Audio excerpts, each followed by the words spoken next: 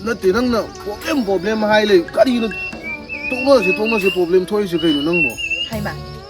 yum da problem thoi hai bane nang bo ai cha ka cha de ba ngarang dei problem thok ta na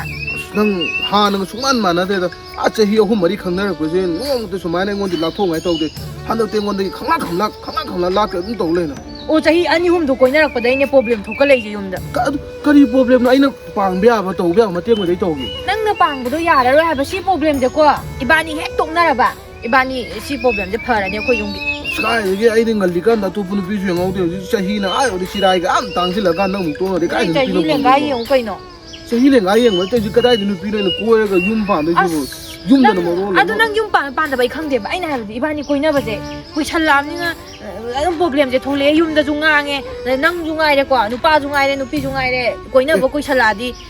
ani dui marak ta amana problem adum thokla da mai to se yum da ngang bi de ke mo no kai ibani si chem de kari is problem ba tau bom thu an ge ba kai bi problem chia la di chia mu pi di chia de loi ma ko ne chao bu kya bu chao de no no ni ma ngai adum chia ma de di sa no pi che dum hong de ya dum hong a dum problem de yum da ju thoi ai ngon da ju thokle me nang ba ibani kai na kan da si problem je phani ai bani ne kari ni ibani kai na ga nang problem phani tal le ba nang yam tok na ning ma mali nang je tal le bo nang ni sumai ai ngon da hen da mong ji da ne pa mak tri nang kai no nang ase ko atu pa ga ku ro mo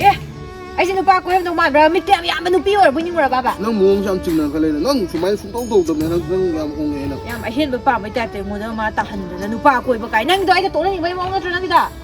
ai nang te adu ya se nang ki problem do phari na te ai du no yu da la ho so koi han jing thar ke ba ko adu phadra nang gi nu yu da tai ba awa ba da sa sing do ya rui mi nang bo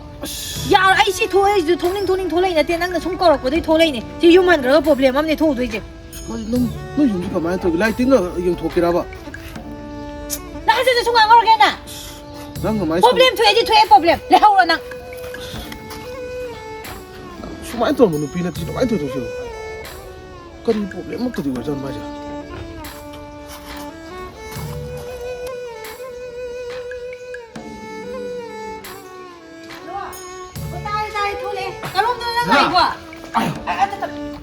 nang ka sa tu ba nang dia karino po lai ba sakit daw ni bazar da nang ju phone wa sa tu kana no he kari po lai sakit daw ni dugi kana sa nagar gai bok je nang phone to pai de dugi thoro ju thorak te problem to ena hai ba ji da nang ne han mai taw ra ga di ne thong gam da ga ngai khan ni hai wa ne me hai go problem nang in sam him sai ak to in problem to edi to hai da yum da ngang ga hai ba nang ga koi na ba je kana no ngang de ngang akoi ta moi na ngang e akoi mai na ngang e nang na no ngam ni ta bo kwa cha cha pa yum de chung le le to doi ta mo ko ngang da bra ai noi ta mo ko chang la ga ibai adu da ga to khuru mu ge nang gi na mai jon thong na ju tha ge da ko nang gi na mai ji bo hau dong gi mai do ma na da mai tha bai na te hagu ngam de su na te ai nang nu si bai ni nang adum ha ti nang yam khong ni nang ha na suman ta ning de ko nang ai iba na bim no na sil la ga bi na ai nang na ma na bi bam dai nang ba mai nang chen je ba chen ai nang na ngang na ga ai pung je chen gi na ba nei chen je ba chen je ba chen je ba thang ge nang tukang tung ko pa yan ni ba na ai sida ma na ba ma chen na ba lo ba la ko ma ga ba ai na na ma chen ni ko khara pa sa sige nu pa nama na khara pa sa ko ti lo ni man ba ko ti lo ko no ya em ta ai ni ne nu pa je am ta koi jarak te ba na ai di nu pa una ba ji kai ba da nang di nu bi an koi rang ani da ai ju koi rak te da ai ju sin a han man ada ai di nu pa una ba da kai jai kholi du khang de du chou chai di hai nam ne ba ado mathang ja se chou mo ja se puk kang le di hai na ni ado nang tan bra ha as tan li da du mai tau du di ai adu di cái nu ni sing ju ra oi cha ra je ba ô adu ai di ne nu pa je han ba una ba ni na ne am to koi jarak tri mi na ne nu pa da yeng ba ga ji kai ba khang bra ai nu pa da sung on jan de ba ai si adu de ni on jan da ne ai si kai ado ai bu di nu pi ngang je ko wa ngang ba se sum kaya ikai kan di da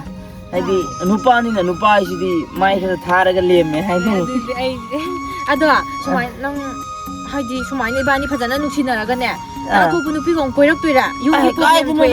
yung gi problem to e khole ga haijan na ra ga na atu bu nu pi koi rak toi ra à tao rồi đó ai đi nó pi hâm đăng coi rồi cái rồi đấy ꯑꯗꯣ ꯑꯅꯤ ꯑꯍꯨꯝ ꯀꯣꯏꯕꯁꯨ ꯍꯩꯅꯗꯦꯕꯀꯣ ꯄꯥꯎꯕꯗꯤ ꯑꯗꯨꯝ ꯈꯔ ꯐꯥꯎꯅꯕ ꯑꯗ ꯁꯨꯝ ꯅꯨꯄꯤ ꯍꯥꯏꯁꯤꯗꯤ ꯑꯩꯗꯤ ꯏꯃꯥꯗꯧ ꯈꯜꯂꯤꯅꯤ ꯌꯥꯝ ꯂꯨꯅ ꯇꯧꯔꯤꯅꯤꯗ ꯌꯨꯝꯗꯁꯨ ꯌꯥꯝ ꯂꯨꯅ ꯇꯧꯔꯤ ꯑꯗ ꯑꯩꯅ ꯍꯟꯗꯛ ꯀꯣꯏꯅꯔꯝꯕ ꯅꯨꯄꯥꯗꯣꯀꯣ ꯉꯍꯥꯟꯈꯩ ꯀꯣꯏꯅꯔꯛꯄ ꯅꯨꯄꯥꯈꯩꯗꯅꯦ ꯅꯪꯗꯧꯅ ꯊꯃꯣꯏ ꯁꯦꯡꯕ ꯌꯥꯎꯗꯦꯉꯣ ꯅꯪꯕꯨ ꯅꯨꯄꯥ ꯀꯣꯏꯔꯛꯇꯦꯗꯥꯏꯅꯦ ꯅꯨꯄꯥ ꯑꯍꯥꯟꯕꯅꯦ ꯍꯥꯏꯗꯥꯏꯅꯦ ꯑꯩꯅ ꯑꯩ ꯀꯥꯎꯊꯣꯛꯈꯤꯕ ꯁꯨꯝ ꯍꯥꯏꯕꯗ ꯋꯥꯔꯤꯗ ꯌꯥꯎꯈꯤꯕꯅꯦ ꯅꯪ ꯍꯣꯏꯗ꯭ꯔꯁꯨ ꯀꯩꯁꯨ ꯀꯥꯏꯗꯦꯗ ꯑꯩꯁꯨ ꯌꯨꯝꯗ ꯂꯩꯕꯅꯤꯅ ꯑꯩꯅ ꯍꯥꯏꯗꯤ ꯀꯩꯁꯨ ꯀꯥꯏꯗꯦ ꯍꯥꯏꯕ ꯅꯨꯄꯥ ꯄꯥꯈꯪ ꯂꯩꯁꯥꯕꯤ ꯍꯥꯏꯁꯤꯗꯤꯅꯦ ꯑꯃꯁꯨ ꯑꯗꯨꯝ ꯄꯪꯅꯨꯡ ꯅꯨꯡꯁꯤꯅꯔꯝꯕ ꯌꯥꯏꯗꯅꯀꯣ ꯑꯩꯈꯣꯏꯅ ꯊꯦꯡꯅꯔꯀꯥꯟꯗꯗꯤ ꯌꯥꯗꯦꯗꯅ ꯑꯗꯨꯏ ꯋꯥꯅꯤꯗ ꯊꯃꯣꯏ ꯁꯦꯡꯅꯔ ꯂꯣꯏꯔꯦ ꯀꯩꯅꯣ ꯁꯤꯗꯩꯗꯤ ꯅꯪ ꯅꯨꯄꯥ ꯑꯝꯇ ꯀꯣꯏꯅꯕ ꯌꯥꯔꯔꯣꯏ ꯅꯨꯄꯥꯒ ꯋꯥꯔꯤ ꯁꯥꯟꯅꯕ ꯌꯥꯔꯔꯣꯏ ꯑꯗꯒꯤ ꯅꯪꯒꯤ ꯋꯥꯁꯤꯗꯤ ꯑꯩ ꯅꯨꯄꯥ ꯇꯤꯟꯅꯕ ꯌꯥꯔꯔꯣꯏ ꯉꯁꯥꯏ ꯑꯊꯤꯕ ꯅꯨꯄꯥ ꯇꯤꯟꯅꯔꯤꯗꯨꯁꯨ ꯌꯥꯔꯔꯣꯏ ꯑꯩ ꯈꯛꯀ ꯄꯥꯎ ꯐꯥꯎꯅꯗꯧ ꯃꯥꯗꯤ ꯀꯩꯅꯣꯅꯦ ꯑꯩꯈꯣꯏ ꯑꯗꯥꯏꯗ ꯃꯤ ꯑꯣꯏꯅ ꯊꯥꯕꯖꯥꯠ ꯅꯠꯇꯦꯀꯣ ꯑꯩꯅ ꯍꯧꯖꯤꯛ ꯊꯤ ꯉꯥꯡꯊꯠꯄꯤꯅꯦ ꯑꯗꯨ ꯇꯤꯟꯅꯕꯁꯨ ꯌꯥꯔꯔꯣꯏꯕ ꯍꯣꯏ ꯇꯤꯟꯅꯅꯨꯀꯣ ꯑꯩ ꯈꯛꯇꯪ ꯂꯩꯅꯧ ꯑꯗꯣ 이번에 ꯆꯦꯜꯂꯁꯦ ꯆꯧꯁꯨ ꯆꯥꯗ꯭ꯔꯤ ꯃꯣꯃꯣ ꯁꯤꯡꯖꯨ ꯕꯣꯔꯥ ꯀꯝ ꯆꯥꯗ꯭ꯔꯤ ꯑꯗꯨ ꯉꯁꯤ ꯆꯥꯔꯁꯦ ꯑꯗꯨꯒꯅꯦ ꯍꯣꯔꯦꯟ ꯆꯦꯜꯂꯁꯦ ꯂꯥꯛ ꯆꯥꯕꯗꯤ ꯌꯥꯏ ꯆꯦꯟꯕꯗꯤ ꯇꯜꯂꯦ ꯑꯗꯨꯒ ꯍꯩꯗꯤ ꯈꯪꯗꯦ ꯑꯗꯨ ꯆꯥꯔꯣꯏ ꯆꯦꯟꯕꯗꯤ ꯌꯥꯔꯣꯏ ꯍꯥꯏꯕꯅꯦ ꯑꯗꯨ ꯈꯟꯅꯔꯁꯤ ꯂꯥꯛ ꯊꯧꯗꯣꯛꯑ guide ꯆꯤꯡꯈꯠꯂꯣ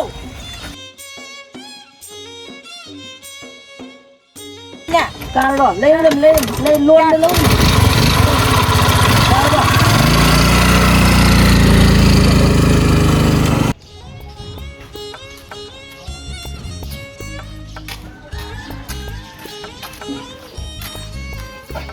아베마 그러면 얘네 너 이거 보면 뭐가 있을까? 뭐 도발이 너는 아쿠이 동안 손에 배 아쿠이 바디 탕이야. 탕이 알아 하더라디 나도 너 지금 힘도 보면 뭐가 있을까 이놈아 아스 칸데 아쿠이 따져도 타박 할라고인. 그이도는 다 좋다 bak하는 프로그램 또 가지고 까리 아쿠이 제도 누파도 거이나그람. 너 지금 누가 또 보이나 그래? 거이나그람. sak 보자. sak 보자 봐 야, 또 방수 방어다. 너는 피에 또 먹고 또. 아이고 저 그다 지는 비례는 저 뒤로 거야 되지 뭐 방다가네. 이 자외 nga이로. 까리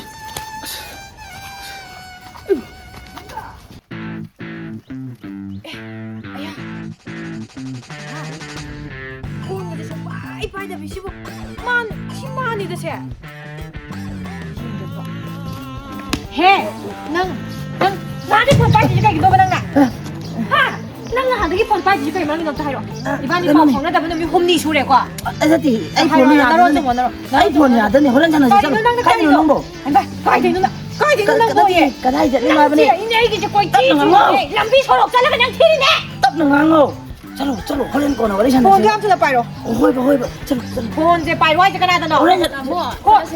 야 뭐가 거왜 가나 안 하면서 시간 안 한다 하이로 나 뭐가 안 하시 봐. 나 나이 가나 가나 너 마샤나니 가이 너 말로 말이가 톡지지 봐 시간 안 와비네 또 매매만이 가나 너또 많이 주면 나 바로 가나 너 아이 랑 이비에 만난 거 안가고 빌어. 이건 다스다 그이노 마나 까뽀 라고 또 우리 집어. 야 저시라 말하면 이제 나 카피니 이제 강대바 뭐 이마 때문에 나오는데 털 잘해서 잠다.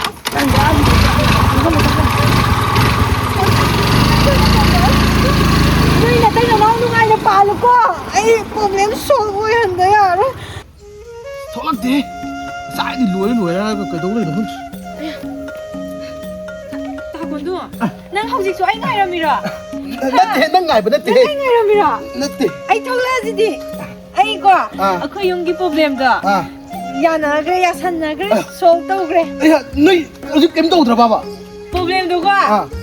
clear 오래 아야 칸브라 야 산나래봐 네 이반이 뭐 거기나 야네 야니